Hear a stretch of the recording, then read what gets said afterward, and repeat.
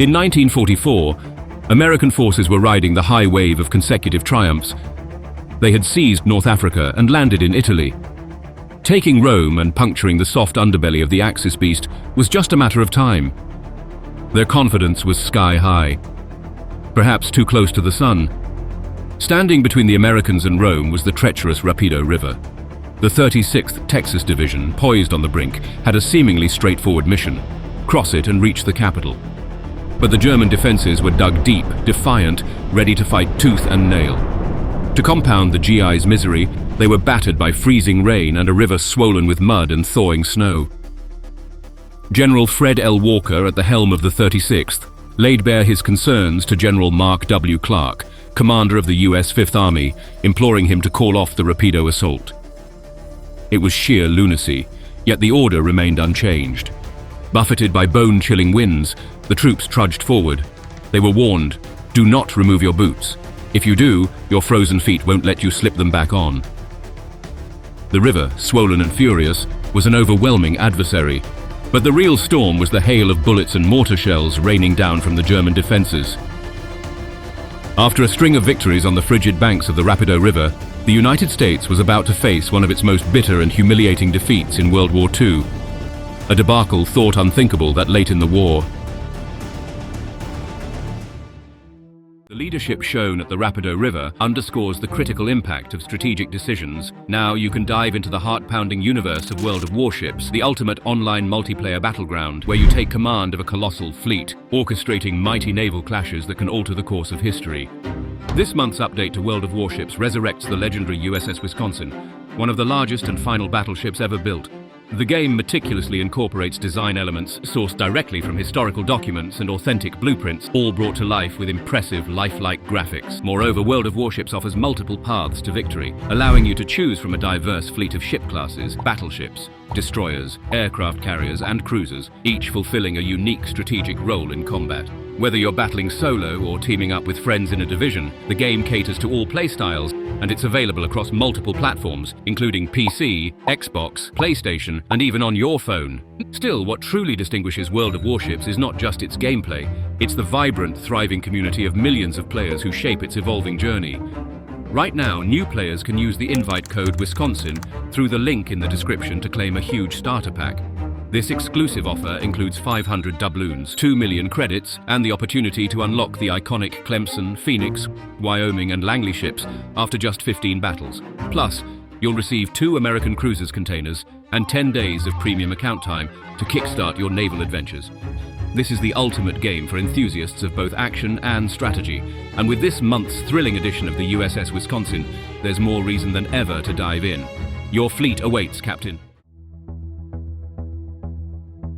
Under the steely command of Major General Fred L. Walker, the 36th Division carved its name in history by spearheading the Allied invasion of Italy. D-Day for this Texas tough division was September 9, 1943, known as Operation Avalanche. Before setting foot on Italian soil, the eve buzzed with electrifying news: Italy's unconditional surrender. Aboard the ships bobbing off the Italian coast, spirits skyrocketed among the troops, who figured they were in for a cakewalk to liberation. That bubble of optimism burst quickly and hard. German boots were still dug in across Italy, and those men had no intention of backing down without a fight. What unfolded next was some of the most grueling, no-holds-barred combat seen in the European theatre. A showdown with a stubborn, savvy, and armed foe to the teeth. As fresh recruits filled the ranks, T-patches on their shoulders, they were about to get more than they bargained for. The Allies were about to learn a hard lesson. Every inch of Italian dirt would be won only through sweat, blood, and sheer grit.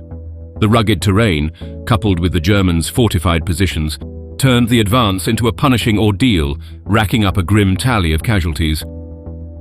Yet the 36th Division, shoulder to shoulder with their Allied brethren, managed to secure a beachhead. Their relentless push forward culminated in the capture of Naples in early October, a hard-won victory that echoed the unbreakable spirit of the Allies. Then, their push stumbled into the heart of winter, and the soldiers faced a new enemy, the merciless Italian cold. The skies turned grey, unleashing a relentless downpour that transformed the countryside into a vast, treacherous sea of mud.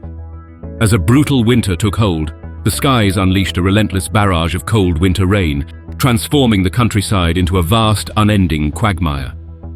Foxholes, a soldier's last sanctuary in the heat of battle, became waterlogged graves rather than shelters. Trench foot ran rampant among the troops. Life on the front lines was a test of endurance, marked by constant motion, subpar rations, soaked uniforms, and numb feet. Serviceman Jim White painted a vivid picture of the grueling conditions as they edged closer to the Rapido River. Quote, "You're in a foxhole for a while, then you move up. You might spend 1 or 2 nights in the same place, then move forward. It was raining all the time, and it was cold. My feet were frozen. Most of the guys had frozen feet. They told us not to take our boots off because you never knew when we might have to get out of somewhere in a hurry. And if we did take our boots off, you might not be able to get them back on because your feet would swell up."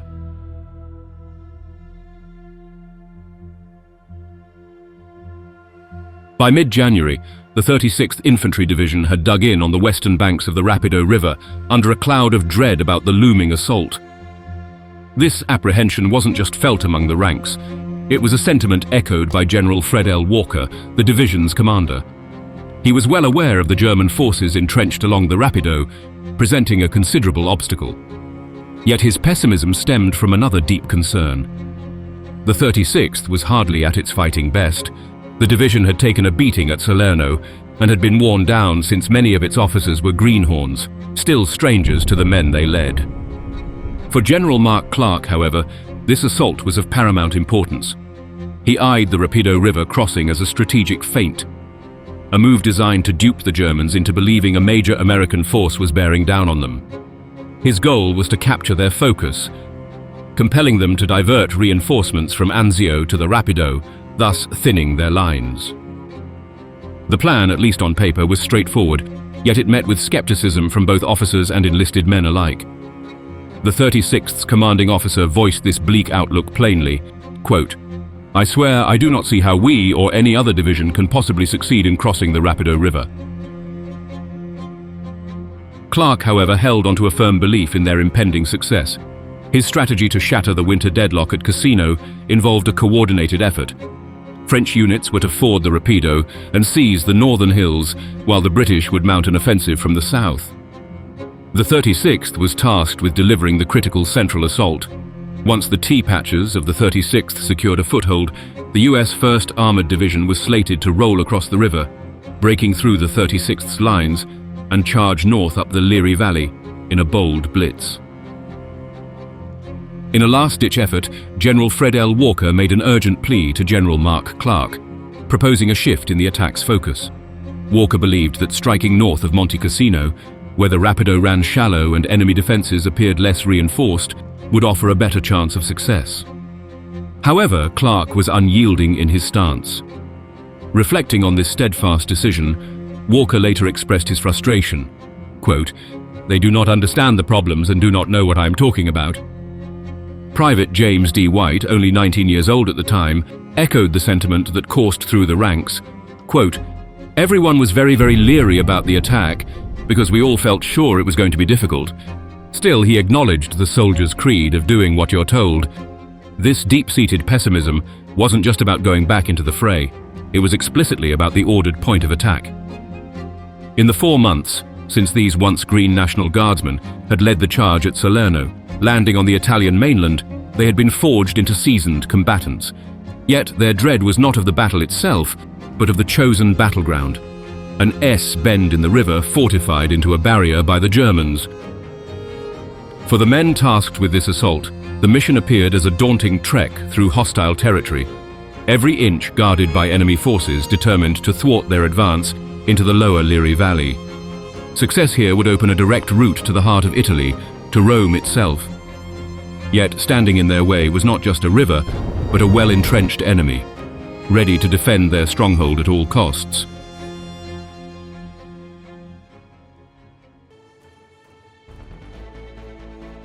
On the opposite bank of the Rapido, the 15th Panzer Grenadier Division, commanded by General Eberhard Roth, stood ready, bolstering the German defense line in Italy under the overarching command of Field Marshal Albert Kesselring. Kesselring, a tactician with a defensive streak, had previously marshaled Axis forces in Sicily and helmed the Luftwaffe operations in North Africa. The German forces were on high alert, having sniffed out the imminent American offensive, as US patrols had made probing forays across the river days earlier. These skirmishes served as a wake-up call, prompting the Germans to intensify their defensive preparations. They reinforced the low-lying terrain with additional coils of barbed wire and cleared trees that obstructed their fields of fire, leaving no stone unturned to secure their stronghold. Aware of the formidable defenses awaiting them, General Mark Clark dismissed the notion of a daylight crossing as folly and opted for the cover of darkness to launch the assault. On January 17th, as part of a broader strategic maneuver, the British X-Corps initiated its offensive across the Garigliano River, to the left of the American positions. This move put Field Marshal Kesselring on edge, fearing a breach in his lines that could unravel his defensive setup. In response, he made the difficult decision to redeploy 2 divisions from the vicinity of Rome, which ultimately led to a stalemate in the British sector. With the flanks exposed and no significant breakthroughs elsewhere, Clark signaled for the 36th to commence their nighttime assault on January 20th, targeting the vicinity of the village of Sant Angelo, just south of Cassino. In an attempt to weaken the German defenses and pave the way for the infantry, 16 battalions of Allied artillery unleashed a thunderous barrage on enemy positions. Despite this blistering artillery onslaught, the American troops found themselves up against a wall of steel and fire, with the German defenses remaining largely unshaken, casting a long shadow over the prospects of a successful crossing. White recalled, quote, "We tried crossing at about 2 in the morning. The first night we tried, we didn't make it. We got pushed back. The engineers were to have cleared the minefield going down to the river. We were to follow strips of tape, white reflective tape that we could see at night. My squad leader was up ahead of us, and I don't know whether he stepped over the tape or the engineers missed a mine. I don't know what it was, but anyhow he tramped on a mine." Battling their way to the crossing points was made even more daunting by relentless heavy winter rain, which had been lashing down for days, coupled with melting snow from the surrounding mountains. This vicious combination swelled the lowlands into a sprawling mess of flooded marshland, transforming the ground into an impassable mire. Despite the valiant efforts of engineers to mitigate this by scattering gravel over the soggy earth, the persistent mud turned the terrain into a veritable quagmire, rendering it impossible for trucks to get close enough to support the attack directly. For 2 miles, soldiers shouldered the heavy burden of their necessary equipment. They heaved and hauled bulky 24-man rubber rafts and 400-pound 12-man wooden assault boats toward their designated crossing sites.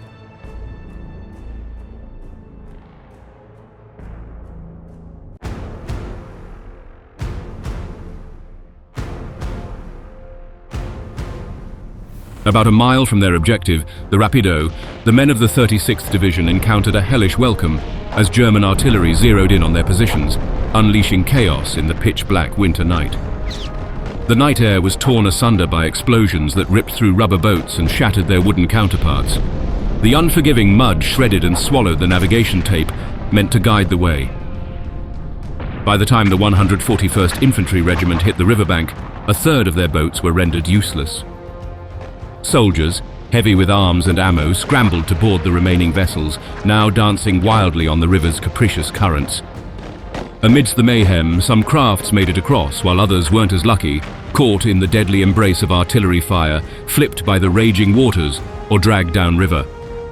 The plan was for 4 footbridges to span the river, yet only one came to be, used by 2 companies until its inevitable destruction. By 10 a.m. the assault was scrapped, and the sporadic gunfire from the 36th Division troops on the far bank began to die down. Among them was White. He recounts, quote, "We didn't have that far to go, so our whole battalion made it. We no more had gotten across when the Germans opened up on us. The terrain on that side of the river was flat, so we started digging in right away. All morning and all day long, the Germans poured artillery fire on us. They had us trapped in a pocket. We had the river at our backs and nowhere to go. Guys were getting square hit with mortar shells coming right into their foxholes. My first sergeant was hit with machine gun fire across his legs. Somebody got him dug into a hole where he took a square hit from a mortar. Because we were dug in so close together, the Germans couldn't miss us. The slaughter was merciless, unending. Those marooned on the river's far bank had no hope of retreat as German artillery made short work of the footbridges. Left with no choice but to hold their ground against insurmountable odds, the Tea-Patchers fought valiantly until ammunition ran dry, and the overwhelming enemy fire sealed their fate. The German tactic of waiting for the early units to cross, then unleashing a torrent of fire, was executed flawlessly. First, the boats were decimated. Next, the footbridges met their end. This set the stage for the German artillery to lay siege to the stranded GIs. As dawn broke, White and those with him faced systematic annihilation, marked by the haunting wail of 6-barreled Nebelwerfer rockets, the screaming Mimis, their eerie howl a harbinger of doom. White vividly recalls, quote, "You could hear them coming. They go rill, rill, rill. The sound alone scares you as much as anything." The following day's counterattack saw marginal success. However, their position was untenable without Bailey or floating bridges. After more than 20 hours of fierce combat, withdrawal was the only option.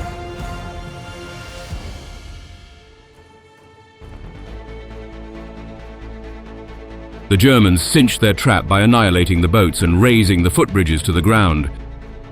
White shed light on their dire situation. Quote, "We held out that first day, we got some Germans. They didn't get us that first day. So the next morning, several of us, the ones who were able, got back down to the bridge where we had crossed. Here, the Germans hit the bridge, a square hit, and it was knocked out. We were trying to figure out how to get back across the river, and this one fellow with us said, 'I'll try to swim it. If I get a rope across, maybe we can get back.' So we put a rope around him, and he tried to swim, but he couldn't. The current carried him downstream. We pulled him back in, and it was just breaking daylight. This would have been January 23rd, and the Germans saw us. I think they thought everybody had been wiped out the previous day, and as soon as they saw us, they opened up again." In the wake of relentless German fire, the 36th Division was reduced to a shadow of its former might, halting their offensive 48 hours in. The division bore the brunt of 1,681 casualties, 143 killed, 663 wounded, and 875 missing, without making a significant dent in the German defenses.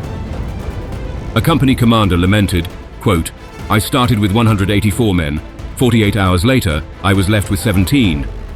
White, alongside as many as 50 others, including his company commander and platoon leader, was captured a mere 100 yards from the river. Despite being searched and stripped of his field jacket, for the Germans coveted it against the cold, he was allowed to keep his dog tags and Bible. Jim White and roughly 500 soldiers of the 36th Division were taken as prisoners of war, enduring the remainder of the conflict in a German POW camp. The harrowing memories of that frigid January day, the sight of fallen comrades and the relentless German artillery, have haunted him ever since.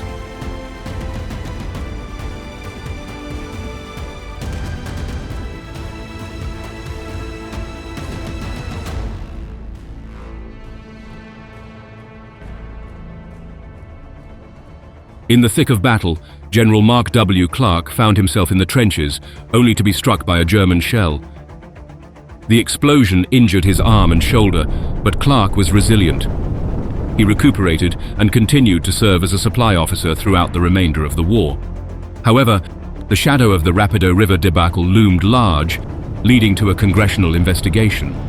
While Clark was ultimately cleared of direct responsibility, the inquiry underscored the operation as, in their words, quote, "one of the most colossal blunders of the Second World War." The aftermath of the battle reverberated through the ranks and into the hearts of those at home. Families of the captured soldiers were delivered the harrowing news through stark telegrams. Private James D. White's family received a message conveying the Secretary of War's, quote, "deepest regret that your son, Private James D. White, has been reported missing in action since January 23rd in Italy. If further details or other information are received, you will be properly notified." Relief mingled with apprehension when a subsequent telegram arrived on April 14, 1944, confirming Private White's status as a prisoner of war and providing his location. This allowed his family to send care packages, a small comfort amid the overarching tragedy. The failed mission's toll was immeasurable, not just in strategic terms where no ground was gained, but in the profound impact on the families of those who were unaccounted for or remained in captivity. The battle's aftermath saw a flurry of recriminations within the army's ranks. General Clark leveled criticism at Walker for the plan's execution, while Walker contended the strategy itself was flawed. The Rapido River clash stands as one of the darkest chapters in US Army history during World War II, a somber testament to the cost of warfare and the deep scars it leaves on both military and civilian lives alike.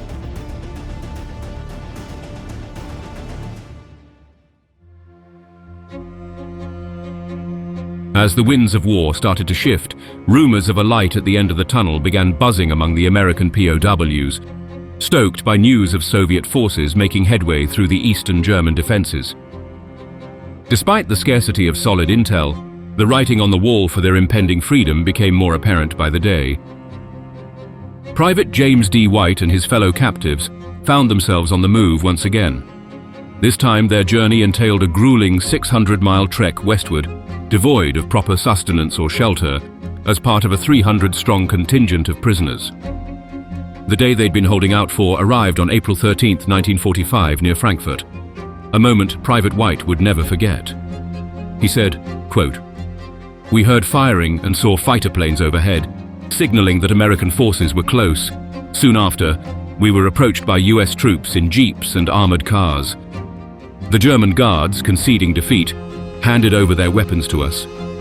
Among them was a guard known for unleashing his vicious dog on US prisoners. Many harbored a deep resentment towards that dog, intent on retribution. Yet, in a final act, the guard took the life of his own canine companion before any action could be taken against it. After they were sprung, the ex-POWs were put up in civilian digs for a short spell before being flown out to France. From there, most of them, including White, were shipped from Camp Lucky Strike to set sail for the journey home they'd been dreaming of. White's homecoming was a heart-tugging affair, a rare moment of peace in the shadow of the Rapido River clash, a battle that few of his brothers-in-arms lived to tell the tale. A big thank you to World of Warships for sponsoring our video. Don't miss out on the exclusive offer for our viewers. Click the link in the description below and use the code Wisconsin to claim your special starter pack. Unlock a world of possibilities and immerse yourself in the epic naval battles of history.